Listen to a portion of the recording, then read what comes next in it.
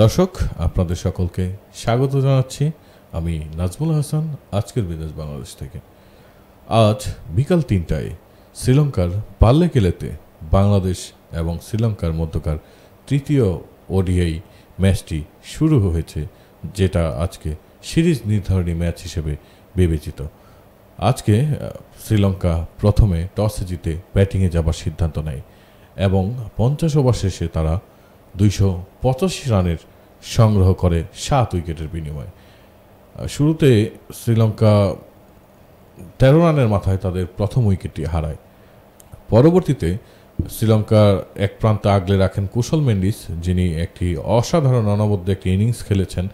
১২৪ রানের ইনিংসটি তিনি ১১৪ বলে সাজিয়েছেন ৪ ছক্কার মারে।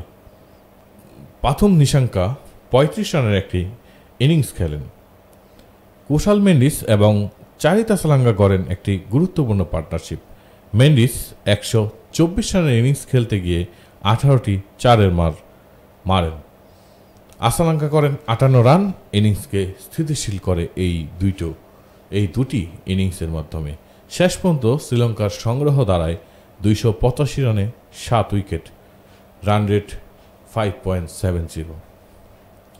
বাংলাদেশের বোলিং পারফরমেন্স বলতে গেলে দিনের সবচেয়ে ইকোনমিক বোলার ছিলেন মেহেদী হাসান মিরাজ। ১০ ওভারে ৪৮ রান দিয়ে তিনি ২টি উইকেট পান।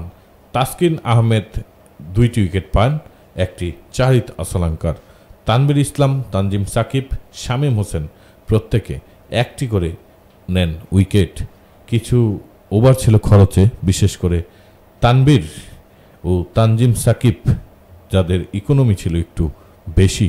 তবে পাল্লেকেলেতে রেকর্ডের দিক থেকে বলতে গেলে সর্বোচ্চ সফল রান তারা করার রেকর্ড হচ্ছে ৩১৪ রান। আফগানিস্তানের বিপক্ষে শ্রীলঙ্কারই রেকর্ড। শ্রীলঙ্কা ৩১৪ রানের টার্গেট নিয়ে আফগানিস্তানকে হারিয়েছিল এই পাল্লেকেলেতেই। এখানকার সাম্প্রতিক ম্যাচগুলোতে দ্বিতীয় ইনিংসে জয় এসেছে প্রায় ৫৫ ভাগ। সেদিক বিবেচনা করলে বাংলাদেশের জন্য অবশ্যই এটা জেতার মতো স্কোর। ২৮৫ রান চেজ করা আসলে যদি আমরা এই মাঠের বিবেচনায় দেখি আসলে এতটা কঠিনও না, কিন্তু পিচ, আবহাওয়া আর আত্মবিশ্বাস এই তিনে ভর করেই দ্বিতীয় ইনিংসে দেখা যাবে টাইগারদের আসল পরীক্ষা। চোখ রাখুন টিভি স্ক্রিনে, কারণ দ্বিতীয় ইনিংসের খেলাটুকু এখনো বাকি। বাংলাদেশ কি করে সেটাই আসলে এই মুহূর্তে দেখার বিষয়।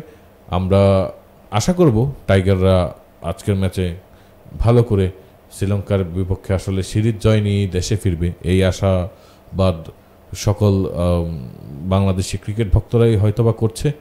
তো আমরা পরবর্তী আপডেট নিয়ে আবার আসব আপনাদের সঙ্গে বিস্তারিত আলোচনায়। তার আগ পর্যন্ত সকলের সুস্বাস্থ্য ও দীর্ঘায়ু কামনা করছি। সকলে ভালো থাকবেন। আসসালামু আলাইকুম।